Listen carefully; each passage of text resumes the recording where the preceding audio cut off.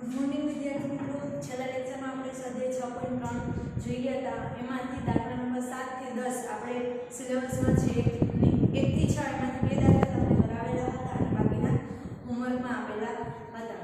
તો હવે અહીંયા આપણું ચેપ્ટર પૂરું થાય છે. થોડા બેઝિક દાખલાઓ આપણે ગણી લઈએ, જોઈ લઈએ. થોડાક MCQ કઈ રીતે તમને પૂછી શકે, બરાબર. પ્રકરણ સ્વાધ્યાય પણ આપણે કરવાનું છે અને એ પણ સિલેબસમાં નથી. ઉદાહરણ 1 થી 20 પણ આપણે સિલેબસમાં નથી, એટલે કે તમને એકદમ સહેલું પડી ગયું, ચેપ્ટર એકદમ નાનું થઈ ગયું. અર્થાતાની આપણે જોઈએ. હવે કદાચ દાખલા નંબર 6 માં સ્વાધ્યાય 6.3 માં દાખલા નંબર 6 માં કદાચ કોઈને કંઈ પ્રોબ્લેમ થાય તો આપણે ગણી લઈએ છીએ. દાખલા નંબર 6 શું કહેવા માંગે છે? તમને બે અસંખ્યાઓ આપેલી છે, x + y ≤ 6, x + y ≤ 6 અને બીજી છે x + y ≥ 4. બરાબર. હું ખાલી આલેખ દોરી દઉં છું તમને, બરાબર. વ્યવસ્થિત શબ્દોમાં તમારે લખવાનું છે. ઘણા બધાએ કરી પણ દીધો હશે દાખલો. કદાચ કોઈને થોડુંક ના સમજાણું હોય. ઇક્વલ ટુ છે એટલે આપણે શું લેશું? રેખાના પરના બિંદુઓ સાથે એનો આલેખ દોરશું. અહીંયા 0 0. હું શોર્ટકટમાં તમને બનાવું છું, ખાસ ધ્યાન રાખજો. શોર્ટકટમાં એટલે કે ડાયરેક્ટ બે બિંદુ લઈ લો. તમારે તમારી સ્ટેટ બુકમાં વ્યવસ્થિત મુદ્દા અનુસાર જે આગળ આપણે લખેલું છે એ પ્રમાણે તમારે ગણવાનો છે. હવે તમારે આ રીતે શોર્ટકટમાં ગણવાનું નથી. બે બિંદુ લઈ લે. x 0 તો y શું મળશે? 6. y 0 તો x શું મળશે? 6. હવે બીજી રેખા છે x + y ≥ 4. એના માટે x 0 તો y શું મળશે? 4. y 0 ત્યારે x શું મળશે? 4. બરોબર. એટલે આપણે બિંદુ લઈ લે 1 2 3 4 5 6. 1 2 3 4 5 6. હવે કયા બે બિંદુ છે? તો કે 0 6 અને 6 0. આ બંને બિંદુમાંથી પસાર થતી રેખા કયા આવશે? તો કે આ. બીજું બિંદુ છે 0 4 અને અહીંયા આવશે 4 0. આ બંનેમાંથી પસાર થતી રેખા, બરાબર. આ રીતે બે રેખા મળશે. આપણે તૂટક રેખા દર્શાવવાની નથી. આપણે રેખા કેવી આવશે? ઘાટ. કેમ કે ઇક્વલ ટુ છે. આગળના દાખલામાં ઘણામાં ઇક્વલ ટુ નથી, એટલે તમે પહેલેથી જ એને શું કરશો? તૂટક રેખા વડે દર્શાવશો. હવે આનો ઉકેલ, આ રેખા જોઈએ. આ રેખા કોના માટે હતી? તો કે x + y ≤ 6 અને બીજી રેખા છે x + y ≥ 4. ચેક કરો. x + y ≤ 6 માટે એનો ઉકેલ ક્યાં આવશે? ધારો કે હું આમાં 0 0 મૂકું તો 0 + 0 ≤ 6 જે શક્ય છે ને? 0 ≤ 6 જે શક્ય છે. એટલે આ રેખાનો ઉકેલ કઈ બાજુ આવશે? આ બાજુ. એટલે કે 0 0 વાળું બિંદુ છે એનો ઉકેલ થશે. અહીંયા હું 0 મૂકું તો 0 + 0 એટલે કે 0 ≥ 4. ફટાફટ આપણે કરીએ છીએ. 0 ≥ 4 જે શક્ય નથી. જે શક્ય નથી એટલે કે આનો અડધો કઈ થશે? નીચેનું અડધો થશે નહીં. કઈ બાજુનો અડધો થશે? તો કે એની ઉપરનું. કેમ તો કે 0 0 છે આ અસમતાનું પાલન કરતું નથી. એનો ઉકેલ ક્યાં થશે? આ બાજુ. તો બંનેમાં કોમન પ્રદેશ કયો થયો? ભાઈ? આ થયો કે નહીં? આટલો ભાગ આવશે. આટલો ભાગ છે એનો ઉકેલ પ્રદેશ આવશે. તો આ આટલી વસ્તુ ખાસ ધ્યાન રાખવાની છે. બની શકે કદાચ એક દાખલામાં તમને ઉકેલ પ્રદેશ ન મળે તો શું કરશું? બરોબર. ઉકેલ પ્રદેશ ન મળે, કોમન પ્રદેશ ન મળે તો પણ આપણે મૂંઝાવાનું નથી. ભાઈ લખી નાખવાનું કે ભાઈ આપેલા સંખ્યાનો ઉકેલ પ્રદેશ શક્ય નથી. લગભગ એવા દાખલા આપણે અત્યારે 11મા ધોરણમાં આવેલા નથી. એ 12મા ધોરણમાં આવશે. સુરેખ આયોજનના ચક્કરમાં પણ કદાચ જો ઉકેલ પ્રદેશ એટલે કે કોમન પ્રદેશ ન મળે, કદાચ એક કરતાં વધારે અસંખ્યાઓ તમને આપેલી હોય અને એનો કોમન પ્રદેશ ન મળે તો આપણે નીચે શું લખી નાખીએ? ભાઈ આપેલા સંખ્યાઓ સંબંધીનો ઉકેલ પ્રદેશ શક્ય નથી. બરાબર. જોઈએ હવે એના પછી એટલે કે 1 થી 6 દાખલામાં હવે કદાચ તમને કોઈને ક્યાંય વાંધો હશે નહીં, બરોબર, કોઈને વાંધો છે નહીં જ હોય. હવે તમને એમસીક્યુ કઈ રીતે પૂછી શકે જોઈએ, તમને કાં તો ડાયરેક્ટ અસમતા આપી દે. ડાયરેક્ટ અસમતા એટલે કે ભાઈ 5x greater than or equal to -10 નો ઉકેલ, પછી ચાર ઓપ્શન આપી દે a b c અને t, બરાબર. આવી અસમતાઓ તો આપણે ઘણી બધી ગણી જગ્યા છીએ. ડાયરેક્ટ સિંગલ ચલ વાળી અસમતા આપી દે અને ભાઈ એનો ઉકેલ તમને પૂછે. અથવા બીજી કઈ રીતે પૂછે, તમને આલેખ આપી દે. આલેખ આપી દે એટલે કે ધારો કે હું આલેખ દોરું અહીંયા, એક આપણે દાખલો જોઈએ કે ભાઈ આલેખ છે એમાંથી આ છે y 1 ની રેખા છે, આ x અક્ષ છે, આ y અક્ષ છે, અને તમને પ્રદેશ આપી દીધો છે કે ભાઈ આ છે એ પ્રદેશ છે, ઉકેલ પ્રદેશ, બરાબર. આ છે એ ઉકેલ પ્રદેશ છે. અને બીજી રેખા છે x = 1 ની. x વ્યવસ્થિત આપણે દોરી નાખીએ, આ પ્રદેશ આવશે નહીં, બરાબર.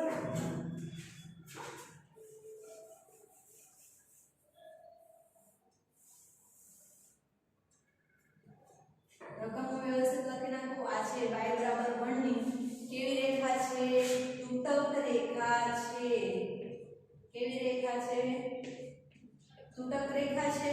આ x = 1 ની રેખા છે અને તમને ઉકેલ પ્રદેશ જે આપેલો છે ક્યાંથી આપેલો છે કે ભાઈ આ આપણી y અક્ષ છે, આ આપણી x અક્ષ છે, આટલો ભાગ છે ઉકેલ પ્રદેશ આપેલો છે. અને એનો ઓપ્શન છે, ઓપ્શન હું તમને લખાવી દઉં, ચલો ગૂગલ લઈ લો જરૂર પડે. ઓપ્શન આપણી પાસે છે x greater than or equal to 1, બીજો ઓપ્શન છે આપણી પાસે y less than 1, ત્રીજો ઓપ્શન છે આપણી પાસે કે x greater than or equal to 1 અને y less than 1. એના પછી ડી ઓપ્શન છે આપણી પાસે કે x less than or equal to 1 અને y greater than or equal to 1, બરાબર. આમાંથી કયો ઓપ્શન આવશે ચેક કરો જોઈએ, કયો ઓપ્શન આવશે. આમાંથી એક ઓપ્શન આપણી પાસે ચાર ઓપ્શન છે. એક વસ્તુ અહીંયા સુધારી લઈએ, અહીંયા શું છે less than 1 છે. આવો આલેખ તમને આપેલો છે અને અહીંયા અનંત સુધી વિસ્તરે છે એટલે આ બધો ભાગ પણ આવી ગયો. અને આ ચાર ઓપ્શનમાંથી આપણે અસમતા લેવાની છે, a b c અને d. a અને d તો ઓપ્શન નીકળી ગયા. કેમ તો કે આમાં એક જ અસમતા આપેલી છે, પણ તમને જે આલેખ આપેલો છે એમાં બે રેખા દોરેલી છે, y ની અને x ની. તો એના પરથી આપણે શું કહી શકીએ કે અસમતા કેટલી આવશે, 2. એટલે કે a અને b ઓપ્શન આવશે નહીં. c ઓપ્શન જોઈએ, વસ્તુ ચેક કરો. અહીંયા આપણે x ની કિંમત કેવી છે, 1 છે અને ઉકેલ કઈ બાજુ છે તો કે ડાબી બાજુ. ડાબી બાજુ એનો અર્થ શું થયો, અહીંયા ડાબી બાજુમાં તમને x ની કેવી કિંમત મળશે, અહીંયા કઈ કિંમત હશે, 1. આ બાજુ જેટલા પણ બિંદુઓ હશે તે x ની કેવી કિંમત હશે, 1 કરતા નાની. કેવી કિંમત હશે, 1 કરતા નાની. 1 કરતા નાની એટલે કે x હંમેશા શું હશે, less than 1. અને x ની જે રેખા છે x = 1 ની રેખા છે એ તૂટક નથી એટલે શું આવશે, equal to. એટલે ઓપ્શન C પણ નીકળી ગયો. શું આવશે, x ની કિંમત less than or equal to 1 છે તો ઓટોમેટિક શું થઈ જાય આપણો ઓપ્શન D. ચેક કરો, x less than or equal to 1 છે અને y નો ઉકેલ કઈ બાજુ છે, નીચેની બાજુ. નીચેની બાજુ એટલે કે y ની કિંમત અહીંયા શું હશે, બિંદુ આગળ અહીંયા 1 હશે ને, કેમ તો x = 1 ની રેખા છે. અહીંયા કયું બિંદુ હશે, 1. નીચે જતા જાવ છે ત્યાં y ની કિંમત શું હશે, 1 કરતા તો હંમેશા નાની હશે. કેમ તો અહીંયા શું હશે, 0 0. અહીંયા -1 -2 તો આ y ની કિંમત બધી કેવી મળશે તમને, માઈનસ. અહીંયા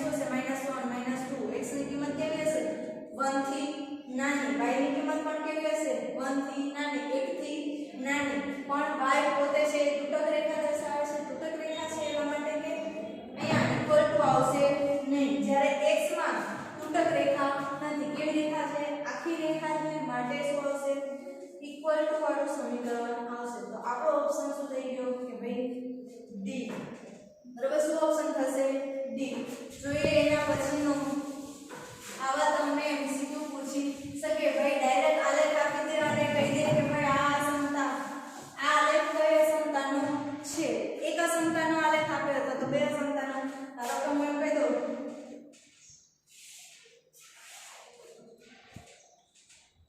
આપણે હજુ એક આલેખ જોઈ લઈએ. તમને આમ આપી દઈએ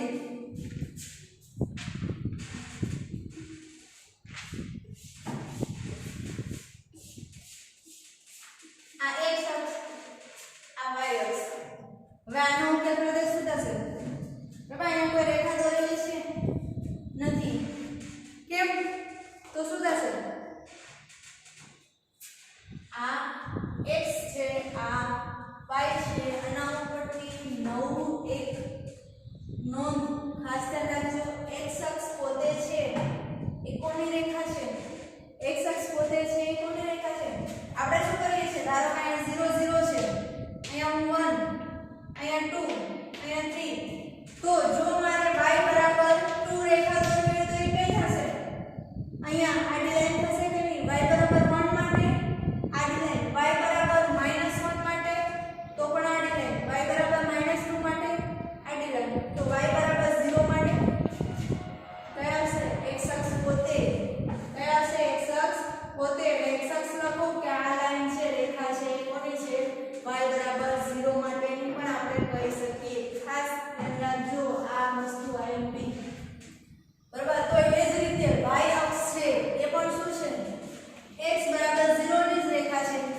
બરાબર, 1 2 3. x બરાબર હું 1 લઉં તો એ રેખા કઈ આવશે? x બરાબર 1 ની રેખા, x ની રેખા છે એટલે ઊભી રેખા આવશે. અને 1 માંથી પસાર થતી રેખા એટલે કઈ આવશે? આમાંથી પસાર થતી રેખા. x બરાબર હું 2 લઉં તો 2 માંથી પસાર થતી ઊભી રેખા. x બરાબર 3 લઉં તો 3 માંથી પસાર થતી ઊભી રેખા. -1 લઉં તો -1 માંથી પસાર થતી ઊભી રેખા. x બરાબર 0 લઉં તો y અક્ષ પોતે 0 માંથી પસાર થતી ઊભી રેખા. 0 માંથી પસાર થતી કઈ રેખા આવશે? y અક્ષ જ છે, 0 માંથી પસાર થાય છે અને કેવી છે? ઊભી છે. એટલે કે એ રેખા કઈ છે? x બરાબર 0. એટલે આ વસ્તુ ખાસ તમારે ધ્યાન રાખવાનું છે. તો અસમતાનું જો તો શું થશે? આ ઉકેલ પ્રદેશ છે તો એના ઉપરથી અસમતા કઈ બનશે? જોઈ લેવાનું એકવાર. અહીંયા શું છે? 0. y ના સંદર્ભમાં આપણે જોઈએ તો y ની કિંમત કેવી છે? આ બાજુ એટલે કે નીચે પ્રદેશ છે નથી. તો આ બધી y ની કિંમત કેવી છે? પ્રદેશ ક્યાં છે? અનંત સુધી ઉપર સુધી વિસ્તરે છે અને અનંત સુધી આ બાજુ વિસ્તરે છે. અહીંયા નીચે દેખાતું નથી. આ ભાગમાં પણ છે નહીં. આ ભાગ પણ ઉકેલ પ્રદેશ નથી. આ ભાગ પણ ઉકેલ પ્રદેશ છે નહીં. આપણે કયો ભાગ છે? એક જ ભાગ છે ઉકેલ પ્રદેશ છે. તો y ના સંદર્ભમાં જો તો y ની કિંમત બધી કેવી છે?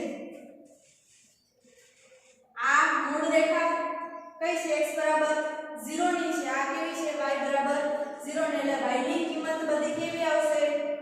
Greater than or equal to 0. બરાબર, greater than or equal to 0. 0 છે, 1 છે. આ રેખા કઈ છે? y બરાબર 0 ની રેખા અને કેવી છે? ઘટ તૂટક આપેલી છે ને એટલે ઇક્વલ ટુ આવશે.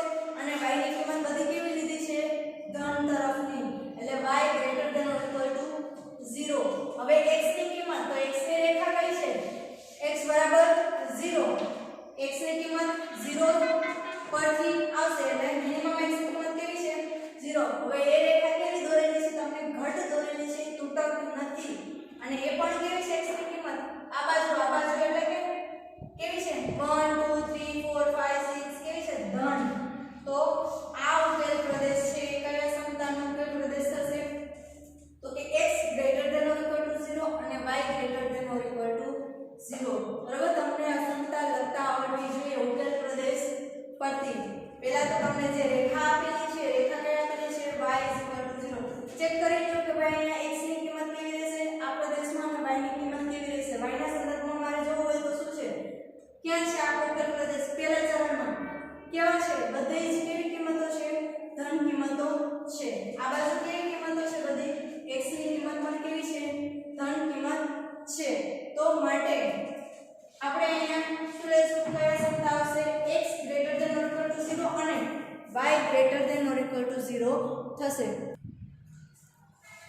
આપણો અહીંયા ઉકેલ પ્રદર્શિત થશે y greater than or equal to 0 અને x greater than or equal to 0 છે એ આપણું અસમતા સમીકરણ થશે.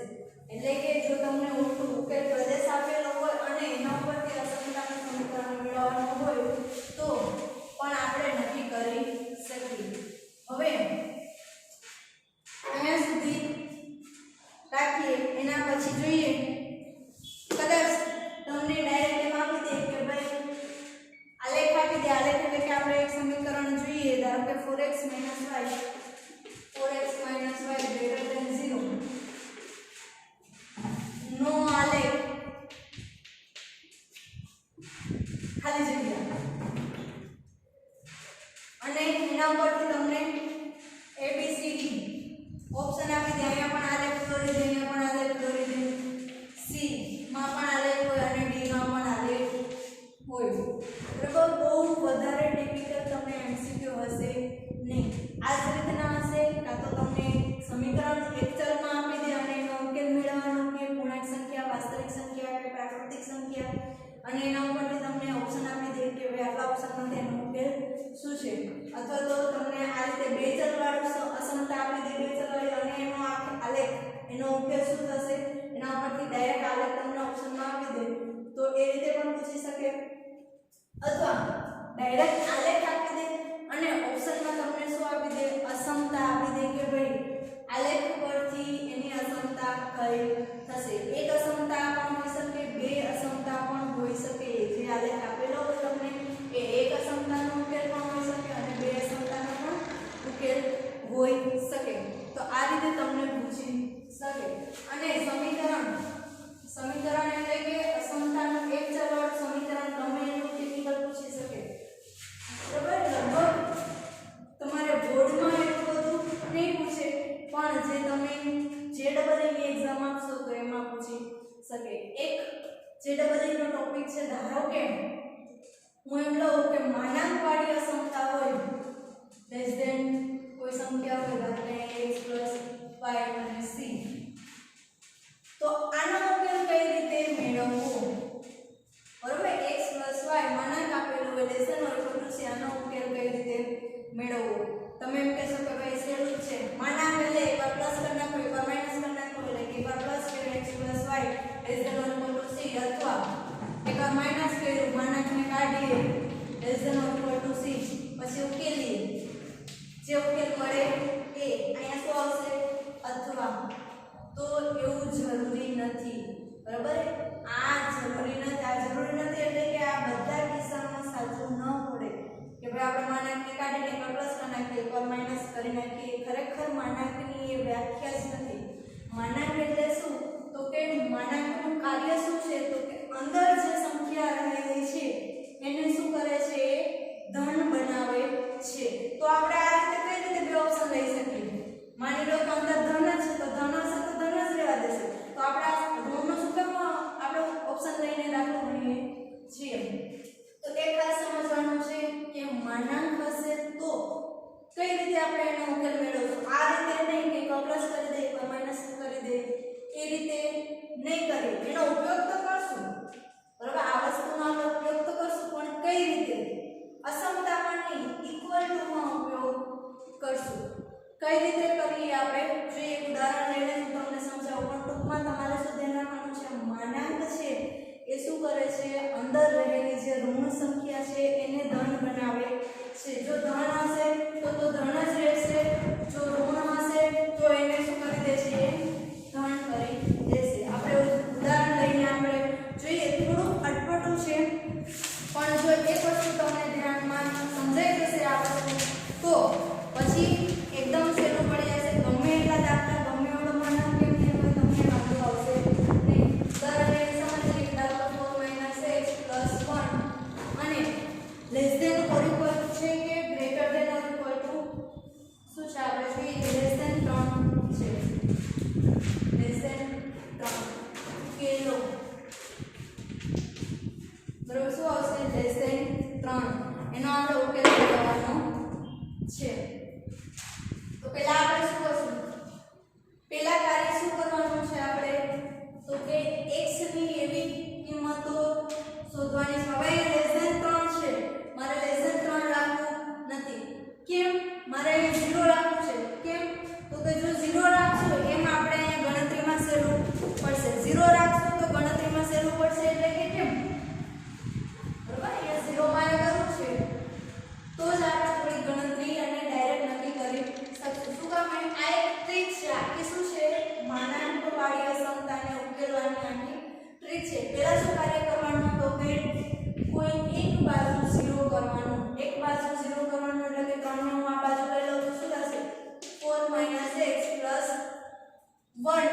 ત્રણ આ બાજુ આવશે એટલે શું થશે -3 +1 -3 -2 લેસ ધેન 0 થઈ ગયું બરોબર હવે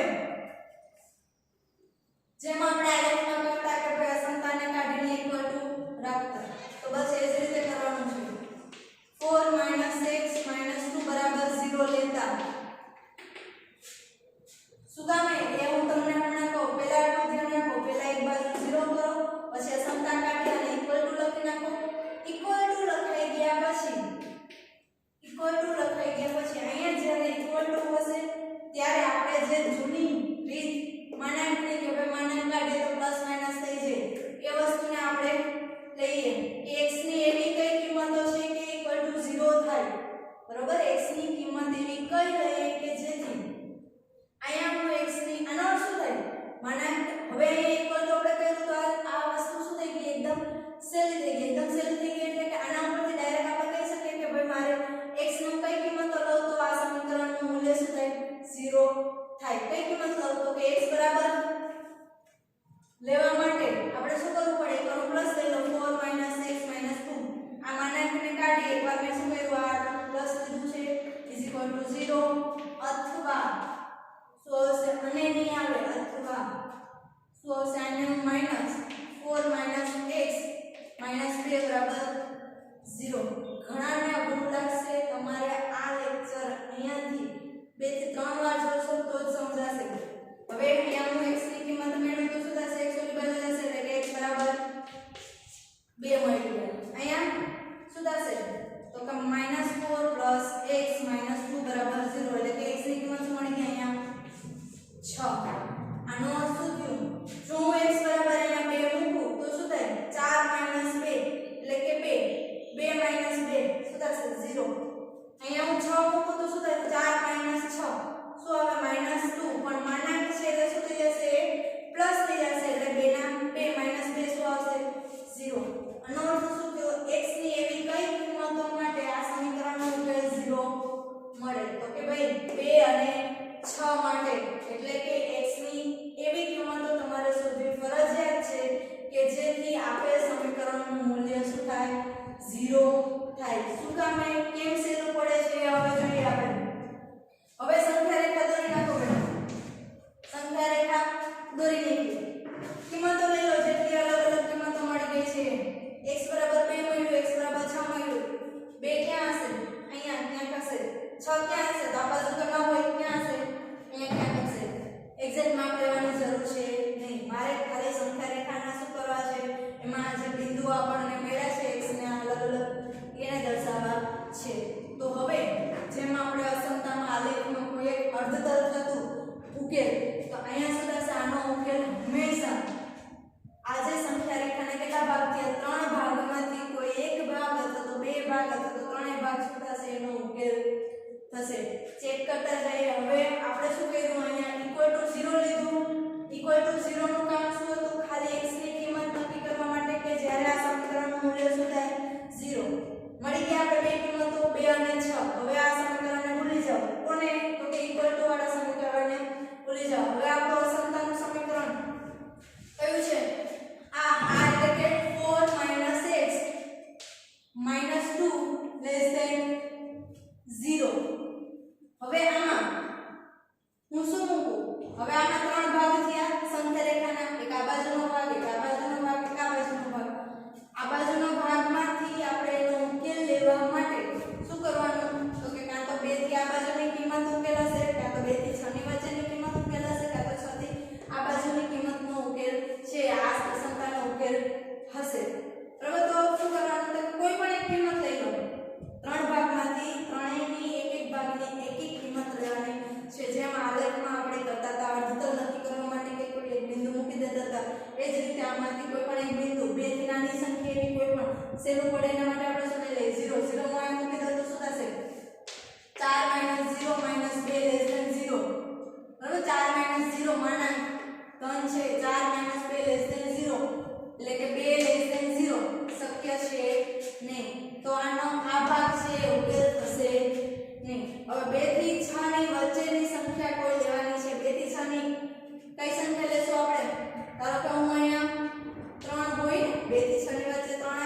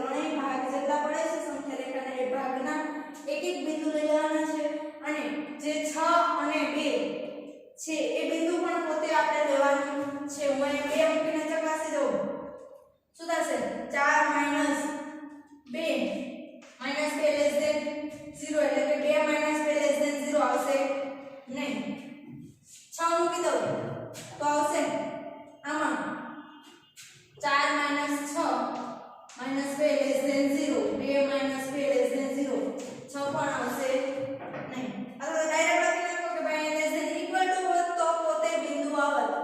ઇક્વલ ટુ હોત તો પોતે 2 અને 6 છે એ પોતે બિંદુ આવત, પણ અહીંયા ઇક્વલ ટુ છે ને અહીંયા શું છે ખાલી લેસ ધેન છે, એટલે કે 2 પોતે આવશે નહીં અને 6 પણ પોતે આવશે નહીં, એટલે આપણે બિંદુ ઘટ કરવાનું નથી. આપણે બિંદુને શું કરવાનું છે ખાલી રાખવાનું છે. તો આનો ઉકેલ આપણે શું થયો ભાઈ 2 થી 6 ઓપ્શનમાં તમને આપી દે કે ભાઈ 2 6 2 થી 6 અથવા તો 2 6. તો આપણો ઓપ્શન કયો સાચો થશે 2 થી 6. બરાબર. સ્ટેપ બાય સ્ટેપ તમારે યાદ રાખવાનું છે. ફરીથી કહી દઉં શું કરવાનું. પહેલા તો જેટલું મોટું સમીકરણ જેટલા માનાંક તમને આપેલા હોય કંઈ વાંધો નહીં, એક બાજુ 0 બનાવો. એક બાજુ 0 બનાવ્યા પછી અસમતાને કાઢી ઇક્વલ ટુ માં સમીકરણ લઈ લો. કેમ કે આપણે સંખ્યા રેખાના ભાગ કરવા છે. એવા બિંદુઓ લેવાના છે કે જ્યારે આ સમીકરણનું મૂલ્ય શું થાય 0 થાય. એટલા માટે 0 લીધું કેમ તો આપણે ડાયરેક્ટ x ની કિંમત મળી જાય. જો તમે અહીંયા 3 રાખો તો થોડુંક અટપટું થઈ જાય. રીત તો તમારી આ જ રહેશે. 3 રાખશો અહીંયા એમ અને +1 એમ જ રાખશો તો રીત તો તમારી થઈ જશે, પણ થોડું અઘરું પડશે. એટલે સહેલું પડવા માટે આપણે શું કરીએ ઇક્વલ ટુ 0 કરી દે. પછી માનાંક જે છે એને એકવાર પ્લસ લઈ લે એકવાર માઈનસ લઈ લે. એના બે બિંદુ નક્કી થઈ ગયા 2 અને 6 અને સંખ્યા રેખા ઉપર દોરી દો. 2 અને 6 દોરાઈ ગયા. પછી જોઈ લો સંખ્યા રેખાના કેટલા ભાગ પડ્યા 3.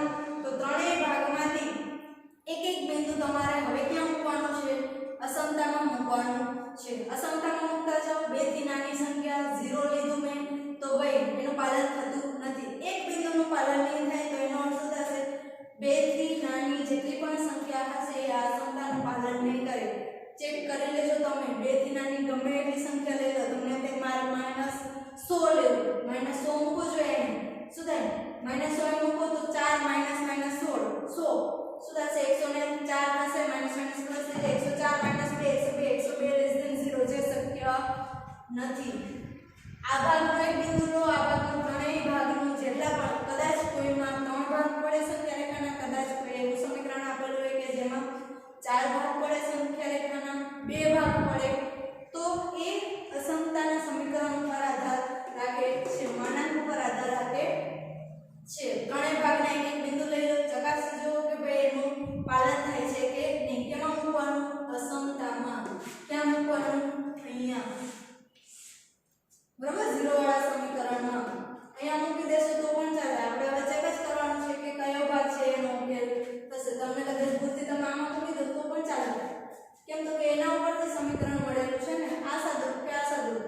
ટૂંકમાં આપણે જે નક્કી કરવાના છે x ની એની કિંમતો લેવાની છે. તો આપણું ચેપ્ટર અહીંયા પૂરું થાય છે. હવે આપણે નવા ચેપ્ટરમાં આગળ વધીશું.